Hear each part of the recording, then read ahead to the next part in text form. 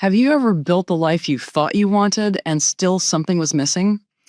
In this powerful conversation with Dr. Jeremy Goldberg, we explore the hidden disconnect so many high achievers experience beneath success, productivity, and achievement.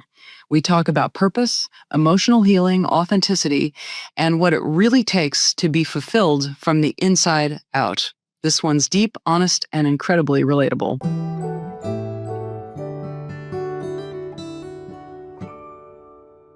Welcome to this episode of Next Level Healing. I'm your host, Dr. Tara Perry. My guest today is a behavioral scientist, TEDx speaker, life coach, author, and podcast host on a mission to make kindness cool and compassion commonplace. He brings over a decade of international research spanning academia, coaching, and government leadership. An American-Australian based in Canada, he is also an ordained minister, scuba diving instructor, spoken word poet, and founder of long-distance love bombs. He has hosted retreats on 4 continents, leads an annual 200-kilometer walk on the Camino de Santiago in Spain, and is the author of It'll Be Okay and You Will Be Too. At the heart of his work is a simple but profound, powerful belief that the stories we tell ourselves shape who we become, and we always have the power to rewrite them. Welcome, Dr. Jeremy Goldberg. Yay! Stoked to be here. Thanks for having me. So, actually, my brother walked the Camino de Santiago this last year, so that's kind of cool that you both did that. Yeah, amazing. You haven't done it? No, not yet, but I'm looking forward to it. Do you do it yearly? Yeah, I've done it. This will be, I think, my 6th summer where I take a group of people on the adventure. So yeah, I've done. And then in 2018, I walked the whole thing from France to the ocean, which is a 35 days, 1,000-kilometer or so journey. That was after a bit of heartbreak found me, and life was doing its thing. And so I thought, what better time to go and just wander aimlessly through a foreign country for a month. So you and I have something similar. We both sort of climbed a ladder at something that we thought was going to be a goal that we wanted. And then once we got there, after a period of time, we both just said, this is not for me. And it's so funny when you go after something and you put all this time and effort and other people are admiring you, thinking, oh my gosh, how cool that you got to this place. And then you just realize, this isn't for me. Can you describe what that was like for you? Yeah, it was a slow burn, actually. And it's such a cliche, and I've heard this story countless times on my own podcast, where it's something like, I had the perfect life, I had the car and the white picket fence, and then something was missing. I just felt like something didn't feel great. And the way that I described it is in this simple sentence that I wrote in my journal. So one day I was going through a breakup. I walked down to the beach, I took my journal, and I wrote just in big letters, hearts change their minds. And what that meant to me was, sometimes you have this little intuitive pull, or you're feeling a certain way, or you're on a path of a certain destiny, and then your heart changes its mind. And that was a really tough realization for me. And that is what I experienced a couple years later as I was navigating the Valley of the Suck, which was what I had named the last year where I was writing up my PhD thesis. And it was hard, and it was grueling, and it was soul draining. And I realized that I was living my worst case scenario in that, I could go take a chance on another life and pursue this other thing, and I would end up right back where I was, right? I would get another job, I'd get another swipe card for a government cubicle, and I'd get another collared shirt. And so that little epiphany gave me the shove forward where I could ignore the sunk costs, and I could ignore the societal and familial pressure to be the scientist and have the picket fence and the government job, etc. And I just took a chance on what I call a heart whisper, which is like, hey, you should quit your job and move into a van and go hike for a couple months. And it seemed audacious and ridiculous and extremely irresponsible. But I think that the more irresponsible thing would have been for me to continue living in a way that wasn't aligned with what I wanted to be doing and how I wanted to be feeling. And would you So, tell our listeners what kind of pinnacle you had climbed and uh oh yeah, like what I was doing? yeah. Yeah, that makes sense, seeing as nobody knows me. Good point. So I, at the time, was working for the Australian government. I was working for CSIRO, and I was attending James Cook University. CSIRO is like the prestigious Australian research organization. James Cook University was one of the top universities in the entire world when it comes to coral reef science, which is what I was doing. I was working on the Great Barrier Reef in Australia. I was dating an Australian woman. I was working with world class scientists, publishing great articles in scientific journals of high esteem and repute. I had made it. Like I was getting paid to scuba dive on the Great Barrier Reef. I was working with kind-hearted people that loved me, doing cutting edge science, and yet there was something missing. There was something that was pulling at me, and it was a slow drain of life force. And while I was doing my PhD, I started this thing on the side called Long Distance Love Bombs, which was me just writing articles on the internet and posting on Instagram and having fun. And then that little side project grew and grew and grew. And I was getting really beautiful messages from strangers saying, you helped me, or you kept me alive, or thank you for changing my life, all of these wonderful things. While at the same time, I was writing up a thesis that, a couple dozen people would read, maybe. And I was kind of doing this inner balancing act between what was really lighting me up and what I thought I should be moving towards. And eventually there was a crack, a rupture. I was burnt out. I was unhappy. A relationship was fizzling. And I took a chance on myself and realized that the larger regret would have been to die wondering what could have been. Hey guys, studies are showing that 68% of people that watch podcasts regularly don't click the subscribe button. Do me a huge favor. If you like this content, click subscribe so other people know where to go for the cool stuff. Thank you. I love that you say the heart whispers and fear shouts. Yes. Yeah, that's how it is to me, at least. And I'm a big, dumb man who likes things said simply. And when I read about intuition and feelings and all the rest of it, it sort of didn't land. But then when I realized, oh, my intuition is just that little heart whisper or the voice of integrity or God or whatever you want to name it, that is the little inner whisper that's like, psst, you should speak up for yourself. Psst, you should ask for a raise. Psst, you deserve better. And in this case, it was, you should stop being a scientist and buy a van and just fart around America for a little while, right? And so I get that little heart whisper, and at the same time, my brain activates and starts shouting. And that's the fear response, which is conditioning or culture or family or expectations or all the rest. And it's saying things like, this makes no sense, dude. You've spent your whole life trying to get to where you are. You're throwing it all away. What will your dad say? What will your friends think? This is not going to work out. No one will ever buy that. You're not qualified. You're too qualified, et cetera, et cetera. And meanwhile, throughout the entire process of attempting to navigate that inner dialogue and landscape, my little heart whisper is persistently nudging me and encouraging me with the way, so to speak, indicating my dharma, indicating my invisible next step, right? And so I started just trying to trust that little voice because I was so tired and I'd gone through so much and I just needed another way. And that one presented itself. And so it was like, okay, let's play this game for a minute and see what happens. It was very gutsy. What is it that you think makes you different than a lot of other people that you were able to trust that inner voice? Mm, I think that I just got to this place where some of what I already touched on. The moment that I recognized the worst case scenario was already my life was a big one. And so maybe I can expand on that briefly. I was having a hard time. I was not motivated to do science. I was daydreaming about future possibilities, etc. The heart was whispering, the fear was shouting.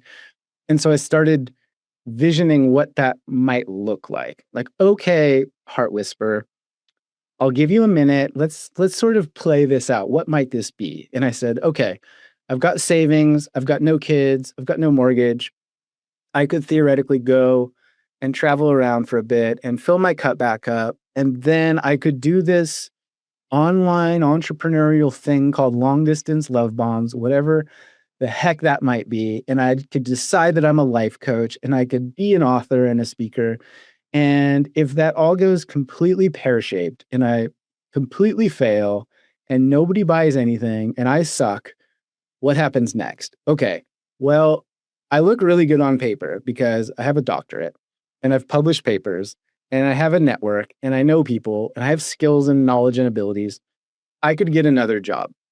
Like I would be broke and I would have to humbly eat my ego and go move in with my mom and stay on the couch and raid her cupboards like I was a teenage boy again. And that would be super humiliating to be in my 30s with a doctorate and have no money and no job. But like, I could do it.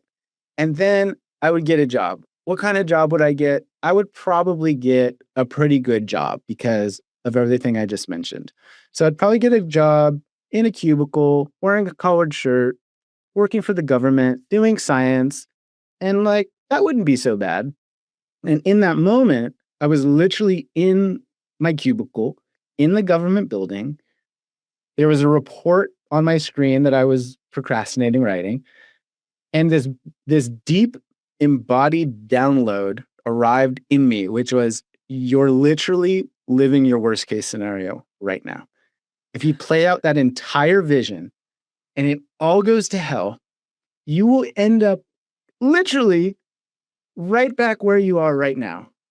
And you will have lived a life that lights you up, and you will have taken a swing, and you will have tried something, and you will have learned so much, and you will have gone hiking and lived in a van and whatever. But like, it's all going to work out. And so I think, to answer your question, I think I had clarified specifically what that worst case scenario would look like. And I sort of gamified my existence in a sense, right? I took stock of my assets and liabilities. I took stock of what I owned and what I had and what might be. And it was just like, I have a phrase that we used to say in college. Can I use the F word? Sure, go ahead. F it. It's called F it bucket. And the F word rhymes with bucket, right? And so me and my buddies used to say F it bucket, but we'd say the word whenever we wanted to like cause mischief and get in trouble and drink too much and party and things like that. But I had this little voice on my shoulder that was, you know what? F it bucket. I'm going to die one day and I want to know what it's like to have this grand adventure. I don't want to look back and regret that I played it safe and that I lived this miserable, monotonous, wonderful life, but like not the life that was meant for me. I don't want to know what that feels like to look back and wonder what if. Don't want to die with regret. No, I'd rather die with a bunch of scars and stories and, swings taken, so to speak. And so I think I just wanted my life to align with my values. And I think that is perhaps a good definition of integrity, which is the values and the actions align. And I do what I say I'm going to do, right?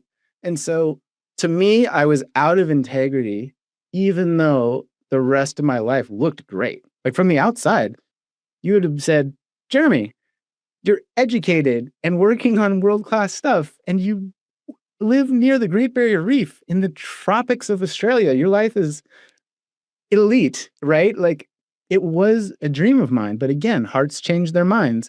And mine slowly had its head turned inward, I suppose you could say. And once I started hearing that little heart whisper, I have found that truth to be annoyingly persistent. And I tried for a long time to avoid it, run away from it, talk myself out of it, drink, drug, numb it, like all the things. But that little voice is very particular and it's very persistent. So at some point I caved, in a sense, into courage and said, okay, I admit defeat. Let's go try this new path. And bought the ticket, took the ride. Told my supervisor I didn't want to apply for jobs, moved out, sold my stuff, started Googling vans. So does that inner voice still freak you out, or do you feel like you now have like a companion within that is authentic and that you trust? Both. I think if you're, in my experience, I'll say if I'm genuinely living along the edge of my capacity or the potential that I am attempting to embody, then that little voice always feels like so my buddy made me this little what do you call it when you stitch thread onto a thing with little tiny square needlepoint or cross stitch. So yeah, needlepoint. And he sent me this thing. It's in a circle, and the bottom half of the words says "love you," and the top half of the word says "f you," and it's the same F word that rhymed with that bucket thing from a minute ago, right? And so the heart whisper to me, like a really good friend or a really good partner, sort of feels like half I love you, like thank you, I appreciate you, I see you looking out for me, encouraging me, this is great. And then the other half is like F you, which is, oh no, I don't want to do that thing. I don't want to have integrity. I don't want to have to be brave and have a hard conversation. I don't want to live a life of passion and alignment. Oh, dang it. Okay. And so the heart whisper to me feels like an invitation from the better version of me calling me forward. And so I've started to trust that process while also acknowledging the feelings. So for example, when I give a keynote talk or do something that makes me nervous, it's like, oh yeah, this is the part where my heart races.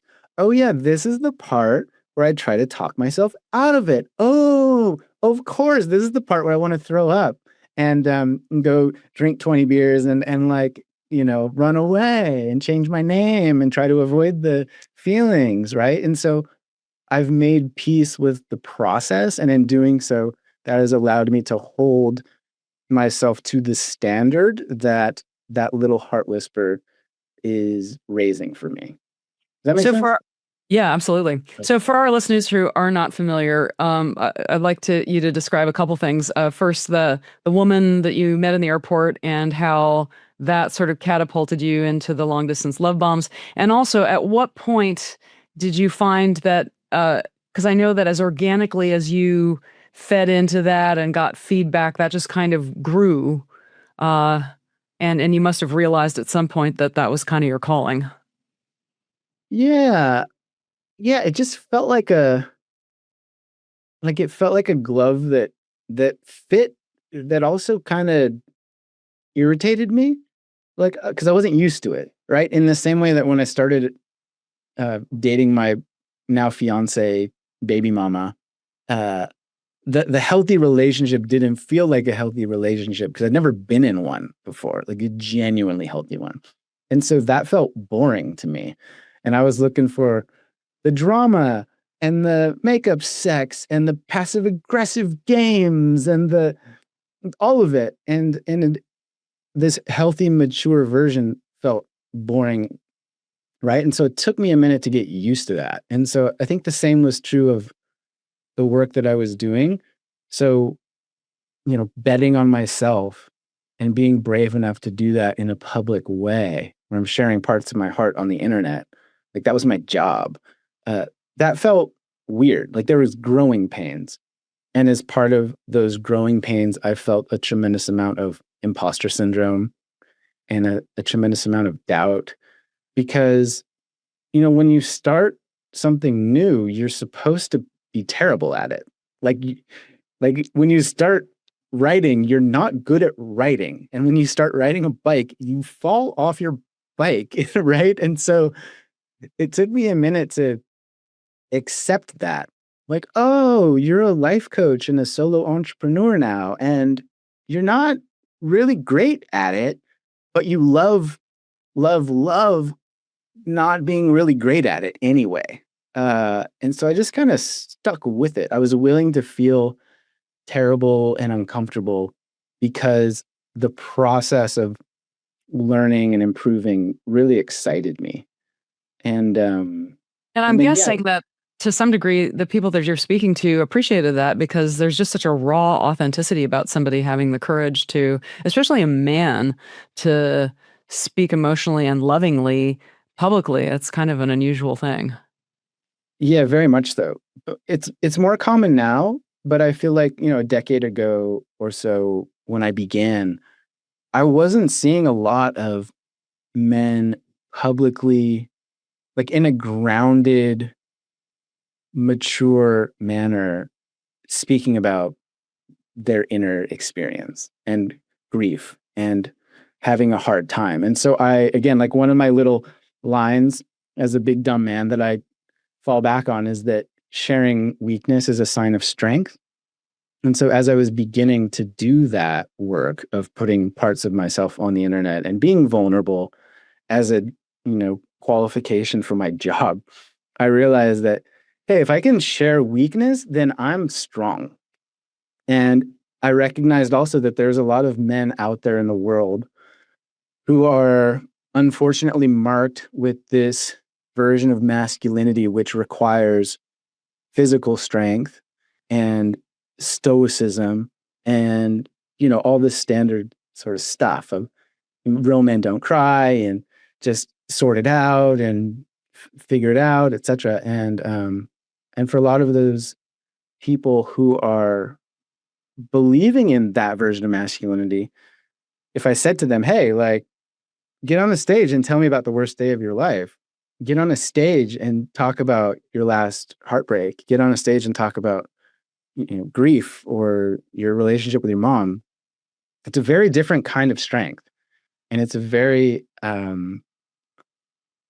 challenging form of courage to be able to do that. And so that was kind of motivating for me in a sense as well, because I felt like I wasn't seeing the articles that I wanted to read, and I wasn't seeing the podcast that I wanted to hear. And so I just started filling that gap. Like, okay, no one's writing it about love in this way from a man's perspective. Like, I'm going to write the thing. Screw it. And we'll see how that goes. And to some regard, I've continued to do that and sort of push myself to the edge of vulnerable expression, because that's inherently the most relatable content you can produce, and etc. And what surprised you about the responses that you got from putting yourself out there like that? Well, like putting out content or art in the world is a really weird thing, because like I could spend so much time writing or producing this article or this video, and I'm so proud of it. And I just think it's the most incredible thing ever. And I'm like, this is fire. People are going to love this. And you put it out into the world, and it's met with, crickets and glossed over eyeballs. And then I could spend 10 minutes writing a thing that I think is kind of cool and put it out anyway. And it goes viral, and everybody's talking about it and quoting it back to me and plagiarizing it. And so it's like, wait, what? I don't understand. And I think so. One thing that I've learned as a fundamental truth about the production of art and the sharing of it is that I can only control the creation side. And in some regard, when it comes to marketing and promotion, I can like shove it forward in a certain manner, but how it's received depends a lot on things beyond my control, including cultural moments, societal norms, the right person seeing it at the right time and sharing it, etc. And so again, I've just leaned more into that little heart whisper that's saying, hey, you should do this. Hey, you should do that. Like a great example right now, I'm literally in the last week of finishing my second book, and it's a memoir about my childhood and how I became a man who loves himself and what I overcame and my mom's addiction and infidelity and drugs and booze and like all the standard stuff. And that dropped in during a meditation years ago as a heart, like, it gives me goosebumps as a heart whisper that was like, hey, you should write this book. And my whole body and my whole being and my brain were aligned against that idea for years. It's like, no, that's a bad idea. And so slowly it took me time to become the person that could listen to that heart whisper and get on that path and recognize, yeah, you're right, it's time. So I had to sort of grow into the call. And that's what I'm continuing to try to do. And like fully rambling now and not even knowing what question you asked me, but hopefully this is entertaining for someone listening. Well, so I would love to read a quote of yours here. I met rock bottom, planted a seed, grew a haunted house into a home, and climbed out of the hole in my mind made. Yeah. That's pretty poetic, right? It's Do you want me really to unpack that? well, yeah, I would love you to, because it's very attractive, because I think we all have the shadow side of us, the parts that we criticize, and our culture just seems to really have a lot of this. I'd love to know what you would say to the person who is ultra self-critical, can't look in the mirror and say I love you. Yeah, I would love you to unpack that. Yeah. I mean, to that person, I would say, like, I get it. Me too. There's certainly part of me that still feels that and could still go to that place if I let that voice grab the microphone for too long. And my partner said this really beautiful line to me once, which was, a strength turned up too high becomes a weakness. And so in that context, it's a really beautiful thing to want yourself to be better and to have taste and to desire change and to not be happy with where you're at. Like, that is a really healthy, beautiful strength. And when that voice gets turned up too high, then that strength turns into a weakness, right? It's too loud. It becomes debilitating. It takes over all of the other encouraging, supportive, loving voices that you might have in your head. It focuses you solely on one story as one possibility. And that's the only way. And that's how it's always been. And that's how it's always going to be. And that voice is so convincing because it's your brain. And so it knows all the buttons to push. It knows all of the levers to pull to convince you that this is it, right? And so I get it. And yeah, like another thing I've said is, yeah, I lived at rock bottom so long that I've rented an apartment there, started renovating the curtains, and I bought a nice bed for that apartment at rock bottom because I wanted to just be really comfortable, right? I was okay just moving in to rock bottom town and setting up shop, right? And so this idea that you quoted, which was, I turned a haunted house into a home, is sort of me describing those voices in my head or the shadow self, right? The things I was embarrassed about, the things I felt shame for doing, the guilt I had for behaving in a certain way, and all the darker stuff that I wasn't proud of, that I didn't want the world to see, was kind of the haunted house. And then, like a haunted house or a dark, dusty basement filled with cobwebs, it's like, that thing's not going to clean itself. And you got to just go in there with a light and like grab a box and open the thing up, and like the moths fly out and scare you, and you're like, oh my God, what is this? You kind of just go through it and you start cataloging stuff and recognizing that lovable people do unlikable things every day, and that I'm still lovable even if I have behaved poorly, and that I can still become a better version of myself with some intention and some spit shine and some polish and some, elbow grease. And like, if I can actually commit to looking at who I am and how I became that person and why I do the things I do, if I can be humble enough to be curious about that, then I can be humble enough to change my path. And so, like that line you quoted, I planted a seed, right? Which was, hey, that's all it takes is you have to just shove something into the darkness of soil. And that little thing gets immersed in darkness.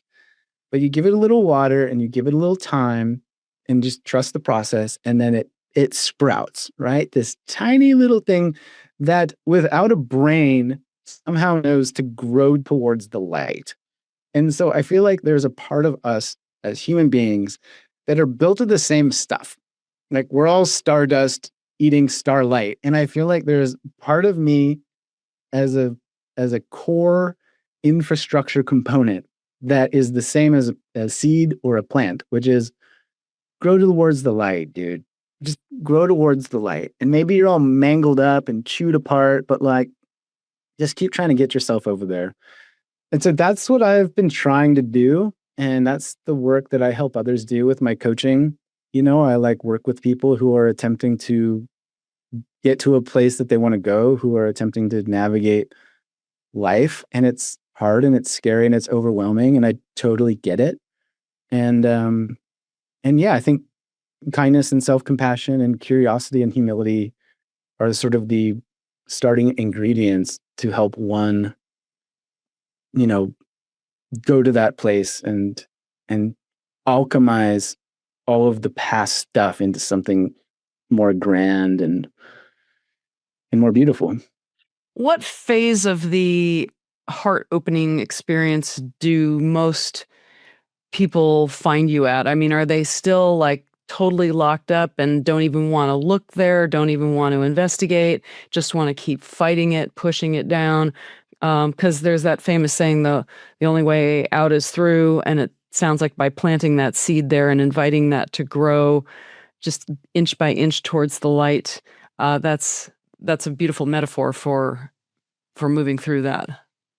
Yeah. I think that's partially how I began doing this stuff. Is I read books and I read memoirs and I followed people on Instagram who would say very simply, hey, I used to be this person and now I'm this person. Or like, hey, I used to be a drunk who cheated on all of his partners, but now I'm a happily married sober man. And I didn't necessarily believe that that could be true for me, but I believed that it might be true for me.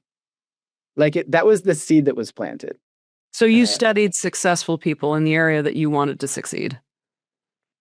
Not necessarily in the area that I wanted to succeed, but I was studying and still do. Like I follow people whose lives I am inspired by and people who have personalities and values that I admire. Like I'm not necessarily interested in the richest person or the most successful business person as much as I am the person that seems like they enjoy getting out of bed today and that they seem like they would be a fun person to go on a walk with or have a cup of tea with. That's the kind of stuff that lights me up. And so when I was finding people who were saying things like, hey, I used to be lost. I used to be so confused. I used to hate my life. I used to not know what I wanted to do with my life. I used to abuse myself and my body and those around me. I never had good relationships. And I learned a lot and I changed a lot. And now I'm a different person. Like I just found those sorts of transformational stories to be incredibly inspiring. And I think partially the work that I do now is almost like a what's the word? Like not a tribute, but like an obligation or a privilege or a responsibility to share my own journey, which is, hey, I actually now am very much mostly on the other side of that, right? And I don't drink. I don't do drugs. I work out a lot. I eat broccoli. I have a daughter. And I'm a good dad and I'm a good man and I'm proud of myself. And so like I've got to there. And so as a consequence of that, it's partly due to all of the things that I saw and read and consumed when I was not there, when I was lost and confused. And so now I feel like I'm that guy on the other side saying, yo, I did bad things. I was not a great boyfriend. I'm really sorry. Like I'm really sorry. And I've alchemized a lot of old boxes in the basement of my body. Like I've spent time at rock bottom. I know what a haunted house smells like. Like I'm familiar with that. Like I get it. And also, uh I changed. So you might not believe that you can change right in this moment, but I want to plant the seed in you listening that you might be able to change. Like it is possible that it might be possible, right? And so that's like the work that I do now. And so people find me at various states of angst and unhappiness or success. You know, I've worked with Ironman champions and C-suite executives and people who are professional and sober and strong, but also are just feeling that little heart whisper around, hey, there's another door that I need to open, and I'm either scared of the door or I don't know where the heck the door is, but I know there's one somewhere. Because this path that I'm on kind of feels like either a dead end or a very boring journey at the moment. And I'm being called towards something else. And so I joke that people occasionally borrow my belief while we cultivate their own. So, like, I'm a cheerleader at times, I'm a dream doula at times, I'm a support system, I'm an accountability buddy, I'm many things. And then I use my academic background in behavior change to really ground this stuff in story and belief and motivation and accountability and all the rest. And so, yeah, that's what I do. That's how I started. And what do you think your number one skill or aptitude or trait is that allows you to be so good at that? Um, that's a good question. No one's asked me that. Um, I think that like I joke that I'm a connoisseur and collector of fine silver linings. And I joke that I'm a compassion cultivating day making change agent. And so I have this inner belief, which is, of course you can change your life. I 100% believe you that I'm talking to, you can change your life. Like you can do this thing. There are other people who have done this before you, and there are other people after you that will do this thing that you want to do or become this version of you that you want to become. And so I think that, what is it called? Like the like ferocious, naive optimist or idealist is really helpful when it comes to personal development and coaching, because we very often need somebody that sees the best in us when we can't see it for ourselves. And I'm really good about believing in people and believing in the power of the human spirit and cultivating resilience and evoking possibility and encouraging people. And I'm also really good at identifying the path, or at least the next step for that person to follow. So it's like, hey, I know that you're going to get there and I'm going to help you get there. And I know that if you do these things that we talk about, like you will get there. Like gives me goosebumps again, like 100%. That is happening. And so I don't think it's necessarily that I wrote a thesis or that I, you know, am this 5'7" white dude or anything of that nature. I think it's more just what I stated, but I think another big component is that I'm very comfortable sharing my journey with people and I don't sugarcoat it. There's a whole like genre of content that has arisen since the dawn of social media, which is this kind of, I'm going to have to get on a soapbox, but like rip me off this soapbox if I take too long, but it's like sugar coated, saccharine, superficial. Life is hunky dory. I just, I feed my unicorns in the morning and I shower in glitter and I just drink sparkling water for breakfast. And then I just gratitude practice my little heart chakras out. And abundance mindset. I just made $1,000 because I pretty much want to choke you right there. Yeah, it's just like, it's so boring to me because I know that there's so much that these people are not talking about. And so I just get really bored with all of that. And I also think and then there's a whole other side of the internet that's quite predatory on vulnerable people who are seeking help and who have tender, painful spots that can be exploited, et cetera. But like, nonetheless, I think I'm just really drawn to realness. And I like hearing the truth, like the genuine truth, which is, hey, after everything I've just said on this podcast and like my qualifications and all the rest, like I still very much doubt myself. And I still deal with imposter syndrome and perfectionism. And I get distracted. And I'm really good at procrastinating. And sometimes I say dumb things to people I care about. Like that's just life.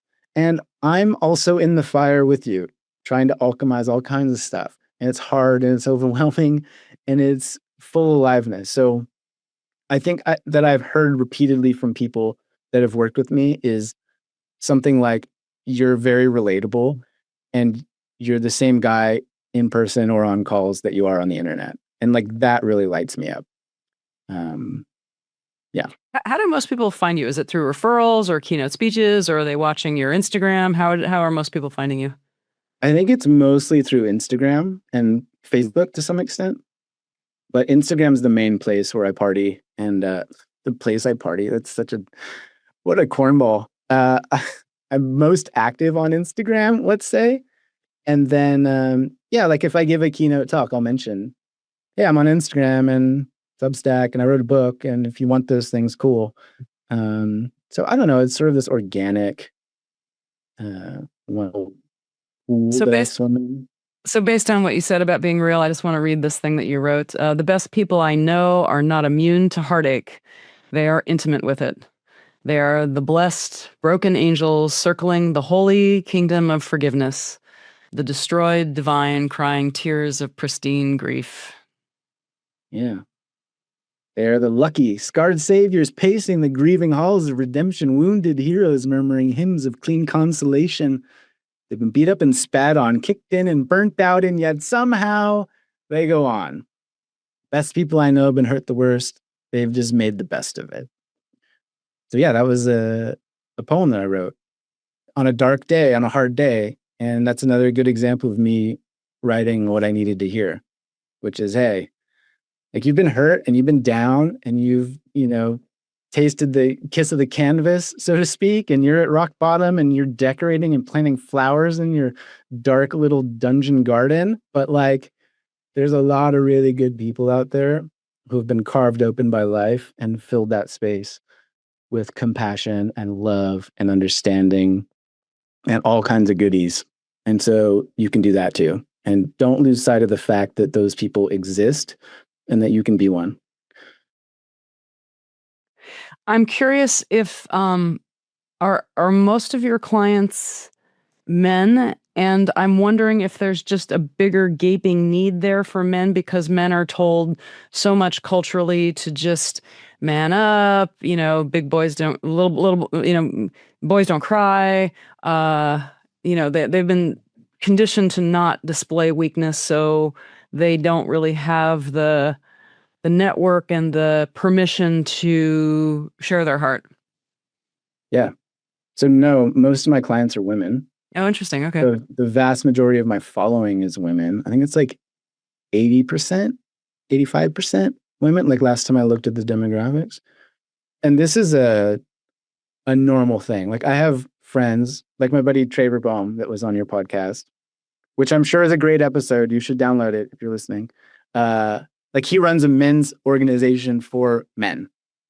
And I'm friends with a bunch of other guys that like run men's work communities and talk to men and speak to men. And a good portion of their audience on the internet is also women.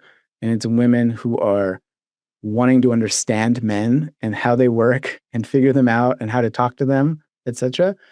And there still very much is a gap in the culture, although that is shifting certainly, where men, I think, have been a little bit resistant to admitting weakness, to seeking therapy or coaching.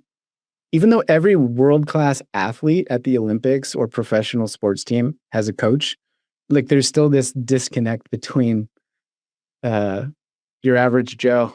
It's like, no, I think I'm good. I'll figure this out on my own because that's working great. I'm still struggling with this thing I've been struggling with for 50 years, 60 years, 70 years. Yeah, it's like, I know the answer is right around the corner. It'll just land on me. Yeah, I think also too, there's like a general distrust or discomfort when it comes to the stereotypical image of what it means to go to therapy or to get a coach. And I had this when I went to my mom's AA meeting for the first time. I was picturing dark, dingy room, grumpy alcoholics, coldness and boredom, and it was the complete opposite. It was filled with joy and welcoming and hugs and love, and the snacks were really good. And on the way home, I told my mom, "Gosh, I kind of wish I was an alcoholic so I could come to these meetings. They're so cool." But so I think in our society, there's this stigma that is again like being eroded and chipped away, thankfully and rightfully, which is around what it means to go to therapy, what it means to go to couples therapy, what it means to have a life coach, what it means to go through a hard time, right? And I think that all of those things are aspects of personal development, and I think all of those things are signs of growth. And if we want people to grow and develop, then we should be supporting the various processes that they utilize to grow and develop. And so I think part of my work and all of my buddies' work and being a man who's sharing more wholeheartedly on the internet is to kind of try to rewrite that broader story around what it means to be a man or a dad or just a human being who is trying to do life in a certain way. And yeah, I'm attempting to allow wholeness instead of pursue happiness at all costs. And I think for a while, I love that you said that because a lot of people have pointed out that, in fact, John DeMartini, who was on this podcast, he was in the movie The Secret. He said he got exhausted chasing happiness all the time. It made him too depressed. Yeah. And it's like, it's part of that Instagram sort of story that I described moments ago where you're showering with unicorns and doing shots of glitter or whatever. It's like, that's not the whole deal. And it's only half of the story. Like the shiny roses, like we need shadow and contrast and darkness. Like that is what makes a painting feel depth and become a masterpiece. Like we need the dark. I mean, half the day is darkness. Like we got to sleep. We got to we got to rest, right? And so it is untenable and frankly quite ridiculous to attempt to pursue happiness at all costs and turn away from all of the beautiful, wholehearted things that are challenging to navigate and perhaps unsavory to experience in the moment. But I I'm trying to, absolutely love that metaphor that you just used about a painting, because you're right. A painting, if it were just, pretty pink and pretty blue and pretty yellow, and it didn't have yeah, the textures and the depth and the stuff that draws you in with curiosity and the humanness that is this human experience, which includes vulnerability and the stresses that we go through and the yeah, the grudges that we yeah, like, hold and find out that it hurts us more than it hurts us other people. yeah, yeah. Like, imagine you go to a dinner party and you meet a stranger, and the stranger's like, "Oh, I just got a new car, and I just got a new job, and my investments are an all-time high, and I just baked a great cake, and my dog just learned to roll over on command. I can just snap my fingers." It's like, cool. I don't feel connected to you. Like, thanks for your highlight reel, bro. But if that person said, "Hey, you know, um, I just don't know if I love my job anymore, and my mom is getting older, and I'm thinking about mortality a lot, and I'm gonna miss her when she's gone, and my partner and I have been having a couple hard conversations lately, and I get sad sometimes." Like, oh, like, go on, tell me more. I'm immediately connected to that story. That was also so engaging and so brilliant. Thank you so much for that example. And what I love about that is you were able to share things that weren't unicorns and pastries and uh, dancing dandelions, but you were also able to do it in a way that wasn't negative. It was just real. Just real. Yeah, yeah, and I think we forget the other side of real. There's like it's not just the highlight reel, like REEL. Like maybe I should do a post about that. Like the real versus the real, right? And I desire realness.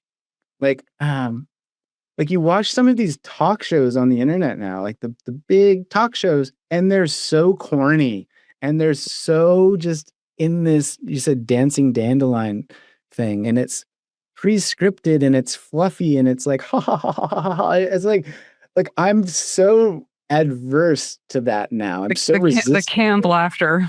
Yeah, like I just am like, what is this? Like I just am craving realness more and more, and I think that's what life is really about.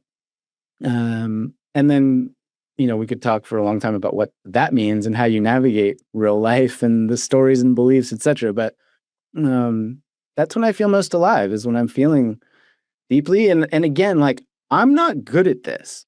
Like I'm I'm a work in progress, masterpiece, just as you are, right? Like I'm under construction and I am getting better all the time. But this stuff doesn't come easy to me.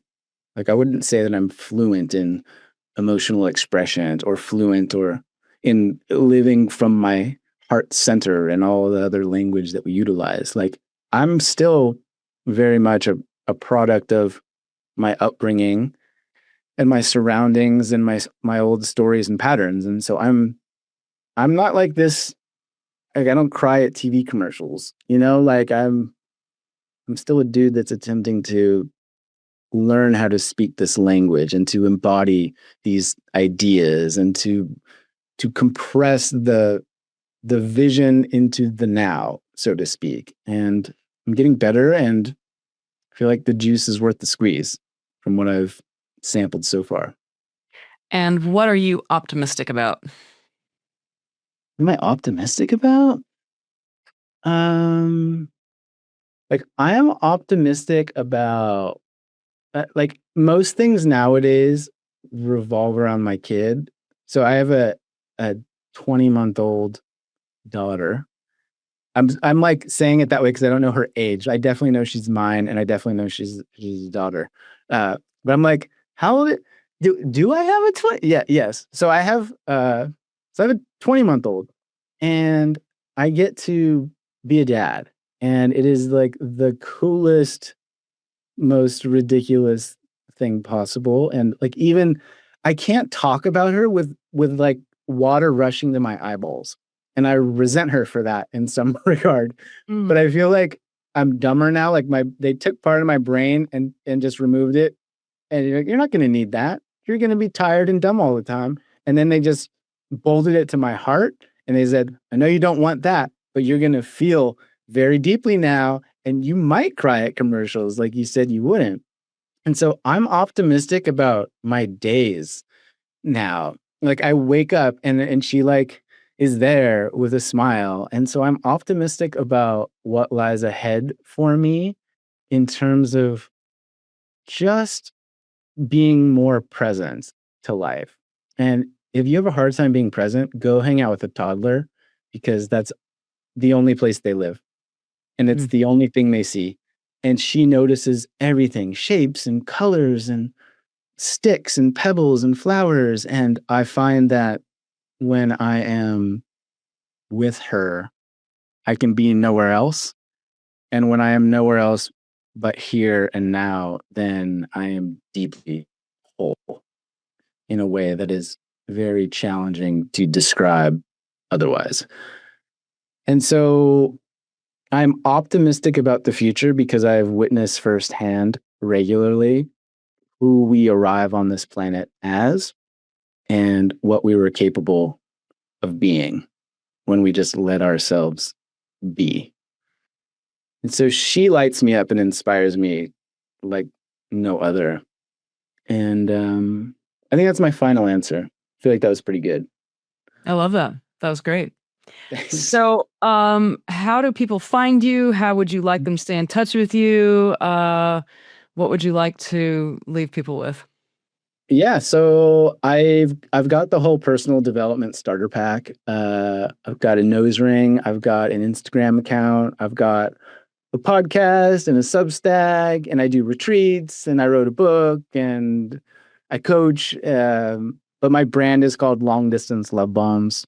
So longdistancelovebombs.com is my website. It's my Instagram. You can find me there. And if you just have a question, if something I said today, if you're still listening, first of all, thank you. Respect. Wow. What are you doing? What are you doing listening to me still? Get some sunshine. Yeah, geez, good job. But yeah, like if you just have a question or a follow-up and you just, want my opinion on something, like please do reach out. Like I'm happy to help where I can. I'm not one of these Instagram personal development people that will push your pain buttons to sell you a $2,900 coaching package. Just Oh my God, I can't access to me. stand that approach. I got sucked into one of those, and oh my God, it was comical. I mean, this Yeah. woman was literally trying to make me cry, and it was obvious, and it was like, really? Yeah. So like thankfully you knew enough. Like you could see what was happening, right? Well, then the other hilarious thing, well, first, the price tag was extremely huge. And if I didn't book it like in that moment, if I called her back and said, wait, I changed my mind, it was like going to be 20% more. It's like, are you kidding me? So gross. It is so gross. So gross. Yeah. Which is all to say, I try not to be gross. So if you just have a question or a comment, reach out. I do free intro calls for coaching clients as well. And literally on those calls, I tell people, hey, I'm not going to try to make you cry and make you buy something today because I'm not a sleazy marketer. But then I recognize also that's what a sleazy marketer would say at the beginning of a coaching call. So I don't know how to win this conversation, but yeah, I'm around. I'm writing all kinds of stuff on Instagram and Substack. So if you want just more of my thoughts and ways of thinking and being, like, those are the two best spaces. Well, thank you so much, Dr. Jeremy Goldberg. It's so nice to have you on today. Folks, if you know somebody who would benefit from this, please share it. Click subscribe and shoot us a comment. And we will see you on the next episode of Next Level Healing.